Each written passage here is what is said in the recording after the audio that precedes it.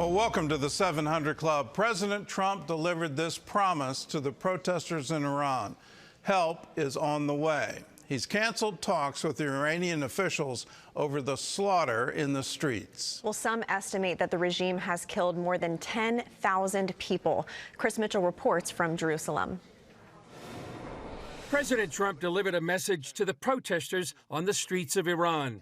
Keep protesting. Take over your institutions, if possible, and save the name of the killers and the abusers that are abusing you. You're being very badly abused. And I've canceled all meetings with the Iranian officials until the senseless killing of protesters stops. And all I say to them is help is on its way. The president is meeting with his advisors to discuss a number of options.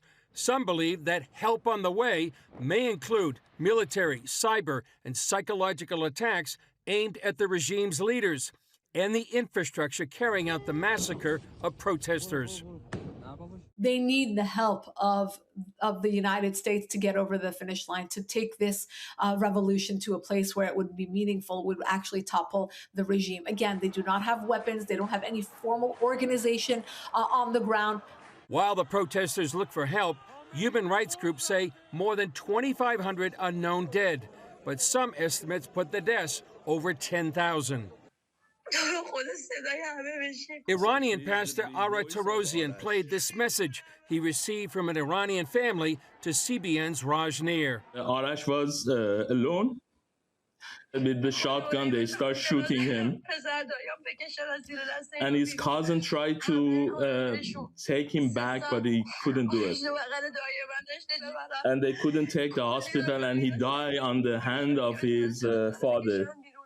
There are also concerns the government will begin executing protesters in custody, including 26-year-old Irfan Soltani, who is facing death by hanging.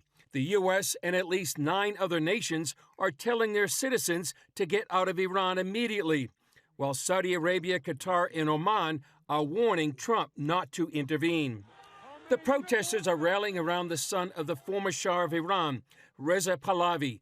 Reportedly, he's met with Trump's special envoy, Steve Witkoff. He also addressed the Jerusalem prayer breakfast held at Mar-a-Lago this week. We need your prayers more than ever to make sure that this does happen. And we will do our part. And I appreciate your solidarity and support. Thank you, my friends. And hopefully we'll have the next prayer breakfast in Tehran once liberated. And we will welcome you with open arms. Chris Mitchell, CBN News, Jerusalem.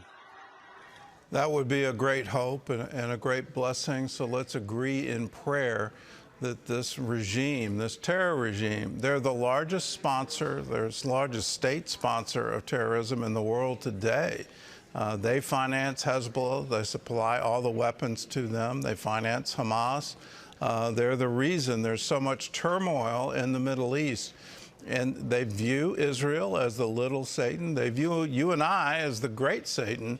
And they think the United States is the biggest obstacle in the world to the spread of Muslim domination. That's their goal, and they've said it for decades now. And it's about time we wake up to it. The change in regime there would lead to incredible transformation throughout the Middle East and throughout the world. There's one major problem, though, and that is there's no carrier group. The U.S. doesn't have the naval ability in the Gulf right now in order to launch some kind of large-scale attack. So we'll see what happens over the coming days. But this is definitely something that Christians, we need to pray, and we need to pray very earnestly for this government to topple. In other news, the Supreme Court heard challenges to state laws forbidding transgender athletes from competing in women's sports. John Jessup has that story and more from our CBN News Bureau in Washington. John? Thanks, Gordon. Lower courts ruled that the Idaho and West Virginia laws violate Title IX, the federal statute banning discrimination on the basis of sex.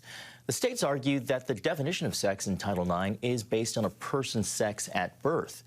When pressed by Justice Samuel Alito, the ACLU attorney challenging the laws could not provide a definition of a boy or girl, prompting Alito to reply saying, quote, "How can a court determine whether there's discrimination on the basis of sex without knowing what sex means for equal protection purposes, end quote. The court is expected to release its decision sometime in June. Well, a Christian ministry in Washington state is celebrating a religious freedom victory. A three-judge panel on the Ninth Circuit Court of Appeals issued a unanimous ruling stating that religious groups have a constitutional right to only hire employees who agree with their religious beliefs. A Washington state law prohibits employment discrimination on the grounds of sexual orientation. Attorneys representing the Union Gospel Mission of Yakima praised the court's decision for protecting the, quote, freedom to hire employees who are aligned with and live their shared religious beliefs. Gordon, back over to you. It's amazing we have to litigate this in the United States, but that's the reality. Do you agree with the biblical standard on holiness and sexual morality or not? Do you act that way? Do you live that way? And in order to be a Christian, these are the things that Christians need to adhere to. And having that established now, why it takes a court ruling is sort of a curiosity to me, but I'm very glad the Ninth Circuit has ruled and ruled unanimously.